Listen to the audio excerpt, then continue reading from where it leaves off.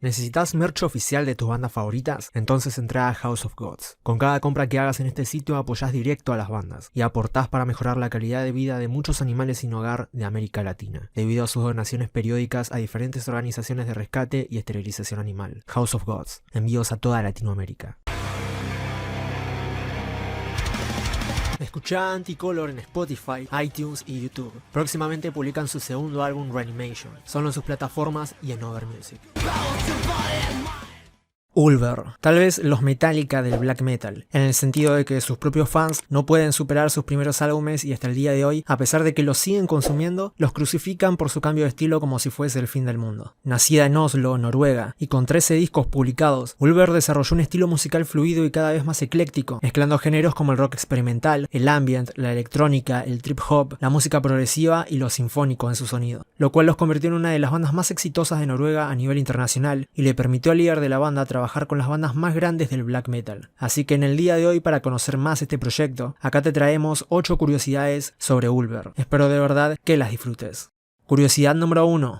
Ulver son conocidos en el metal extremo por tener lo que se conoce como una Black Metal Trilogy, con su álbum debut Bergtad de 1995, Kabelsanger del 96 y Nattens Madrigal del 97, y después desviarse completamente hacia un sonido muchísimo más simple, como dijo muchas veces el líder de la banda, Kristoffer Rigg. Estos son los únicos trabajos de black metal de la banda, y están escritos en letras arcaicas dano-noruegas, las cuales estaban muy influenciadas por los cuentos populares escandinavos e inspiradas por poetas barrocos como Ludwig Holberg y el autor de himnos Thomas Kingo. Tras el éxito de sus dos primeros álbumes, Ulver firmó con el sello alemán Century Media para sacar su tercer álbum Nattens Madrigal, que marcó el debut internacional de la banda. El álbum muestra un estilo de black metal similar al de Bergtad, abandonando los elementos acústicos y atmosféricos de Kabelsanger, con un sonido intencionalmente subproducido. Un mito común sobre el álbum es que la banda gastó todo el presupuesto de grabación en trajes Armani, cocaína y un Corvette, y grabó el álbum al aire libre en un bosque noruego en una grabadora de 8 pistas. Kristoffer, sin embargo, desmintió esto declarando que no es cierto, y que incluso posiblemente el rumor haya sido iniciado por Century Media para vender más, y podría decirse que lo lograron, ya que el disco más conocido de Ulver, al menos en el metal extremo, es Nattens Madrigal.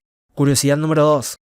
Shadows of the Sun es el séptimo álbum de estudio de la banda noruega, y para su estreno el 30 de agosto, Ulver anunció una fiesta de lanzamiento del álbum que se llevaría a cabo en el Europa Night Club en Brooklyn, Nueva York, el 20 de septiembre de 2007 con Kristoffer Rigg y Toriel Wisaker como DJ, mientras que The Austerity Program y Lapdog of Satan tocaban en vivo. El álbum presenta contribuciones de Pamelia Kurstin, Matthias Seik en la trompeta y el músico de ruido blanco austríaco Christian Fennes, agregando electrónica descrita como brillo suplementario, y ayudando a Ulver a corresponder con su visión sobre el producto final. Este disco tiene dos portadas. Esta es la original, cuya foto frontal está tomada de la edición de octubre de 1978 de la revista Natural History, y en su lanzamiento en vinilo se colocó la que ves en pantalla ahora. El lanzamiento de Shadows of the Sun se retrasó en Europa y Estados Unidos debido a problemas con la fabricación del vinilo. El mismo fue distribuido por Plastic Head, el 10º distribuidor más grande del Reino Unido en Europa, pero el álbum completo se filtró en internet el 17 de septiembre de 2007, 3 días antes de su lanzamiento oficial. El disco cuenta con Solitude, que es un cover de Black Sabbath, y con Eos, un cover de Graferd,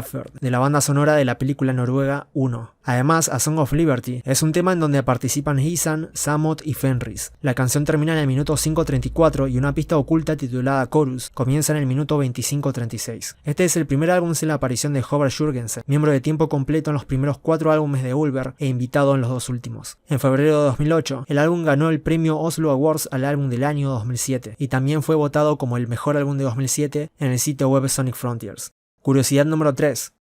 En 2009, Ulver anunció que se convertiría en un cuarteto. Sus 3 miembros existentes, Kristoffer Rigg, Toriel Wisaker y Jon Sviren, reclutaron al compositor y multiinstrumentista británico Daniel O'Sullivan. El primer álbum siendo un cuarteto de miembros es Wars of the Roses. De esta manera, la banda aceptó una invitación para presentarse en el Festival Noruego de Literatura en Mayhausalen, parte de Mayaugen, en Lillehammer, Noruega, el 30 de mayo de 2009. El grupo estuvo acompañado por músicos invitados como Lars Pedersen y Pamelia Kurstin. El éxito de esta actuación los llevó a embarcarse en una serie de otras actuaciones en vivo en 2009 y 2010, llegando a lugares prestigiosos como el Queen Elizabeth Hall en Londres, Volksbühne en Berlín y la Cigale en París, antes de regresar a su tierra natal para su actuación en The Norwegian Opera House. Ulver fue la primera banda fuera de la escena musical noruega establecida en ser invitada a tocar en la ópera. En noviembre de 2011, el sello Case-Cop publicó The Norwegian National Opera en Blu-ray, siendo esta una película que documenta la actuación de Ulver en ese evento el 31 de julio de 2010, descrito como fascinante e increíblemente hermoso y una experiencia en vivo única y a veces hipnótica, lejos de lo convencional, más parecida a una obra de arte escénica que a un concierto estándar. Curiosidad número 4. Según Rigg, para el disco Thames from William Blake, pasaron un par de años en el diseño de este álbum, mencionando que ese fue con mucho el proceso musical más serio y elaborado que emprendieron en ese momento. En aquel tiempo Rigg empezó a meterse en las computadoras y en todo el tema de cómo se podía usar un software diferente para manipular sonidos, y eso llevó a la expansión de la paleta y a la forma en la que hicieron música. Este fue un interés que estuvo ahí desde el principio para Rigg. Simplemente quería dejar el tema del black metal porque sentía que era limitante. Además, sus perspectivas sobre la religión y la sociedad también habían comenzado a ser diferentes. Por eso Blake fue muy interesante para ellos porque era una visión mucho más meticulosa que la perspectiva disidente de la que eran parte en ese momento. Este disco es una adaptación musical del poema de William Blake, Las bodas del cielo y el infierno. Stingritur, Isan, Samot y Fenris aparecen como vocalistas invitados en el disco. Todo este proceso comenzó por la fascinación y el gusto que tenía Rigg por la banda de música experimental Coil. Rigg revisó todas sus referencias: Magia del Caos, Alfred Jarry, Austin Spare y Blake, entre otros. Así que en el 96, mientras estaba en Londres en un viaje junto con Isan the Emperor, ambos fueron a Atlantis Bookshop, una librería bastante legendaria de literatura oculta y cosas así, y Rigg tomó una copia de Las bodas del cielo y el infierno, y según él lo dejó pasmado. Se identificó totalmente con la manera de ver las cosas de Blake, y así inició con la idea de este disco. Curiosidad número 5.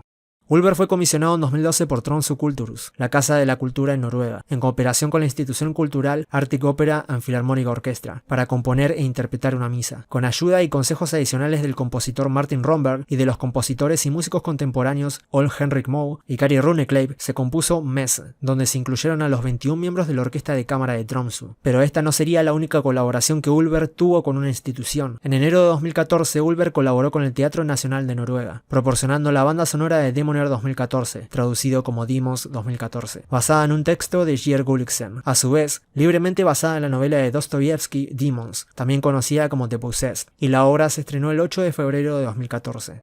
Curiosidad número 6.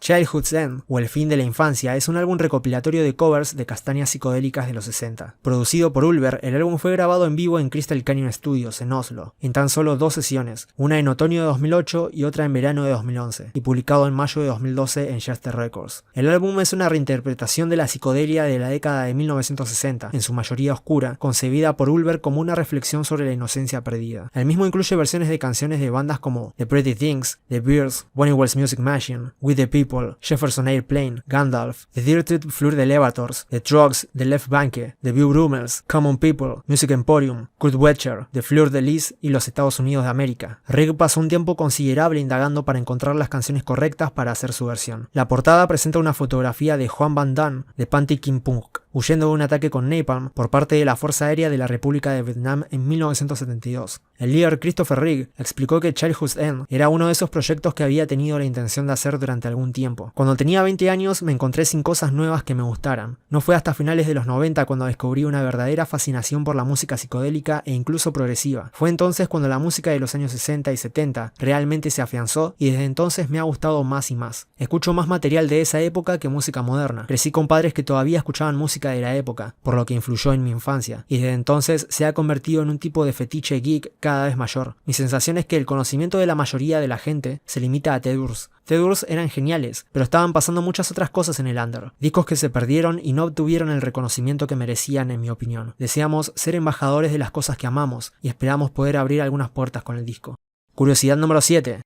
Christopher Rigg, también conocido como Garm, Trickster T-Rex y Godhead, es un vocalista, músico y productor de heavy metal conocido principalmente por su trabajo con Ulver, pero ha actuado como vocalista invitado, letrista, ingeniero, productor, remezclador y demás para una gran lista de otros artistas, incluidos Alkaline Trio, Mindless Self-Indulgence, Genghis Throne, Darkthrone, Mayhem, Emperor, Isan, Dimmu Borgir, The Gatewing, Merzbog, Carpenter Brut y Suno. De hecho, Ulver lanzó un álbum colaborativo con Suno, el proyecto de electrónica de Attila Seeger, titulado Terrestrials, publicado en febrero de 2014 a través de Southern Lord, siendo descrito como 3 piezas de improvisación en vivo. Nacido en Oslo pero criado en Cascais, Christopher Rigg tenía 16 años cuando formó Ulver, la cual es considerada una de las bandas más iconoclastas de la escena del black metal noruego. Además, fue vocalista de Borknagar y Arturus, dos bandas que integran a muchos músicos eminentes de la escena del black metal noruego temprano. Rigg fue el responsable de presentarle a Borknagar al cantante que lo reemplazó, Isis Vortex, cuando renunció a la banda. Christopher Rigg posee una amplia gama de texturas y estilos vocales que van desde barítono, contratenor, canturreo e incluso shrieks de black metal. A menudo graba múltiples pistas de sí mismos para crear densos coros masculinos en álbumes como la mayoría de las voces que se pueden escuchar en Kabelsanger. En 2005 Rigg colaboró con el músico y productor portugués Daniel Cardoso en el proyecto Head Control System. En los últimos años Rigg estuvo involucrado en el proyecto de improvisación Aetenor, que incluye músicos notables como Stephen O'Malley de Suno, Daniel O'Sullivan de Guapo y David Tibet de Current 93. En abril de 2008 tocó 5 conciertos con Aetenor, siendo esta la primera vez que subía a un escenario en más de una década. En 2009, 15 años después de su único concierto en 1993 con Ulver, decidió de reintroducir a la banda en vivo. El primer espectáculo fue presentado por el Festival de Literatura Noruego de Lillehammer e iniciado por el difunto autor Stig Setterbakken. Un año más tarde y después de una serie de espectáculos por Europa, Rigg se paró frente a una sala llena en el escenario principal de la Ópera y Ballet Nacional de Oslo. Además de esto, Rigg tiene 2 hijos, León y Astra, y aparte de lo ya hecho con los integrantes de Suno, Ulver y ellos también colaboraron en la pista de 15 minutos Cut Wooded, un homenaje al cineasta fallecido Ed Wood.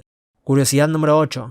El título de Nathan's Madrigal se traduce como Madrigal of the Night, Ed Hymns to the Wolfing Man. Este es el tercer álbum de estudio de la banda noruega y el primero a través de Century Media. Nathan's es un álbum conceptual sobre lobos, la noche, la luna y el lado oscuro de la humanidad. Esto marcó el debut internacional de la banda. Al comentar sobre los rumores que rodean a Nathan's Madrigal, Rigg dijo: ¿De verdad crees que Century Media nos hizo avanzar tanto como para que pudiéramos comprar un Corvette negro? Tal vez algunos trajes y drogas, no lo negaré, ni negaré que lo grabamos de manera barata, pero no tuvimos nada que ver con eso. En el momento en que las grandes discográficas recogieron el black metal, ese fue el principio del fin del black metal hasta donde yo lo veo. Comenzaron a explotar el género con cosas como esas, argumentos de venta tontos que sacaron el corazón de muchos. Se volvió muy banal. No culpo a Century Media, pero definitivamente creo que eso marcó el principio del fin del black metal para mí. Sacando a Nathan's Madrigal a través de una gran etiqueta fue una especie de movimiento antagónico. No queríamos ajustarnos a ningún modelo de negocio. Todavía no lo hacemos. Pero este llegó a la corriente principal y la gente se volvió muy experta en tocar y producir discos profesionales. Y como resultado, el black metal perdió mucha de la magia que tenía para mí cuando era un adolescente y escuchaba los viejos ensayos de Celtic Frost o el viejo Mayhem. Todavía soy muy así. Prefiero escuchar viejas grabaciones de baja fidelidad que la banda retro perfecta. El disco que siguió después de Nathan's fue Thames from William Lake. Allí, debido al cambio en la dirección musical, hubo pica entre Rigg y el sello alemán Century Media, lo que provocó que la banda fuera eliminada de la lista de bandas del sello, y Rigg posteriormente formara su propio sello Jester Records. Luego, con la publicación del EP Metamorphosis en septiembre de 1999, el grupo declaró: obviamente Ulver no es una banda de black metal y no desea ser estigmatizada como tal. Reconocemos la relación de la parte 1 a la 3 de la trilogía con esta cultura, pero enfatizamos que estos esfuerzos fueron escritos como parte del camino en lugar de la conclusión de nuestro camino. Estamos orgullosos de nuestros instintos anteriores, pero deseamos comparar nuestra asociación con dicho género a la de la serpiente con Eva. Solo un incentivo para divertirse más. Si esto lo desanima de alguna manera, tenga la cortesía de abstenerse de expresar comentarios superficiales sobre nuestra música y o personalidad. Somos personas tan desconocidas para ti como siempre lo fuimos.